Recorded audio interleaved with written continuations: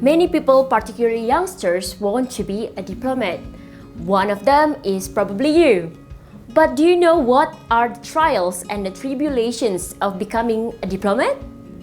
Today we have Kevin Rudd, former Australian Prime Minister and Foreign Minister. Now he is involved in a civil society organization and he's going to share with us what it's like to be a diplomat in 5 minutes.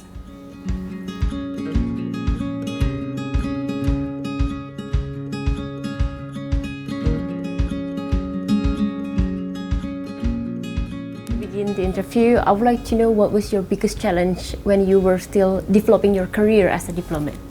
Going back to when I was a young diplomat, more than 30 years ago. The biggest challenge, I think, for any diplomat is to spend time seriously trying to understand the country that they are accredited to. In my case, that was China. But later, as a Member of Parliament, I came here to Indonesia a lot. And so I spent a lot of time trying to understand Indonesia, its history, its politics, its culture, in order to understand what it was that Indonesia defined as its core interests in the world. Along these 30 years, like you said, what was the most valuable lesson that you learned as a diplomat or as a statesman? One, never to be surprised by anything. If you've been in a foreign service for a long period of time, if you've been in politics for a long period of time, there's very little that surprises you anymore.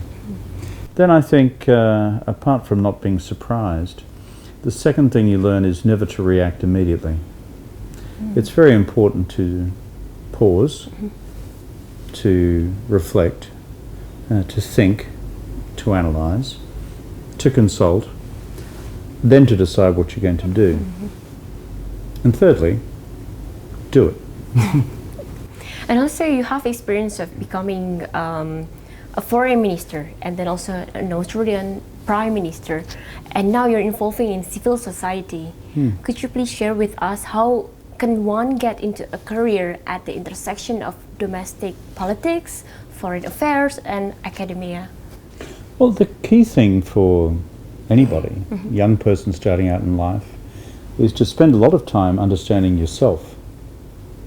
That is, what is it that I believe in? What are my values? What are the things that are important to me? What are the things I'd like to dedicate my life and or career to? It's only when you've worked that out that you also work out what you're going to be most satisfied doing in life. So the second question is one of, now where do I apply those values and those interests? Is it to politics? Is it to public service? Is it to business? Is it to civil society? That becomes a second question. Okay, if these are important to me and to my frame of mind, then the next question is, where can I be most effective doing that? And the answer may not be politics. The answer may be baking cakes for your aunt.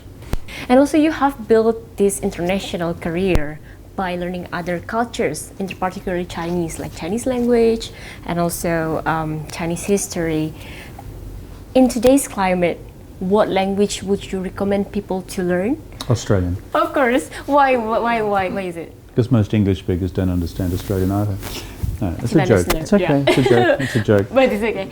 But yeah. In terms of the future, I think it's really important, given China's size, for as many foreigners to understand Chinese fluently as possible, because that just helps you understand the way in which Chinese people and the Chinese government and the Chinese Communist Party think, and explains a lot about why they do things in a particular way. Language is a key to culture, and culture is a key to understanding behaviour. That's very important in life and in work and in politics, not simply to assume that you think the same way I think, because you may not. So you must always question how another person sees reality. What is your advice for youth leaders, particularly the aspiring and also young diplomats? Well, for young people interested in the world and international policy, what they should look at is becoming more engaged in discussion and debate about the world. So my first advice to young people would be to learn more, and to do that through study, but to also learn it through discussion. Second thing is I would also think through carefully, once again, what are my values? What do I want to do in the world? Do I want to help people be lifted out of poverty? Do I want to work to preserve international peace? Do I want to generate new technologies which help improve basic conditions for health and education and employment? And then go and do those things. But always work out your values first. Because what you believe in is usually what you're going to be good at. And what you're good at doing, you're also going to be happiest doing. Okay. The three things relate to each other. Ms. Wright, thank you very much for your time. It's a pleasure for Jakarta Post. And this is 5 Minutes with Kevin Wright. Terima kasih. So can we get into the actual...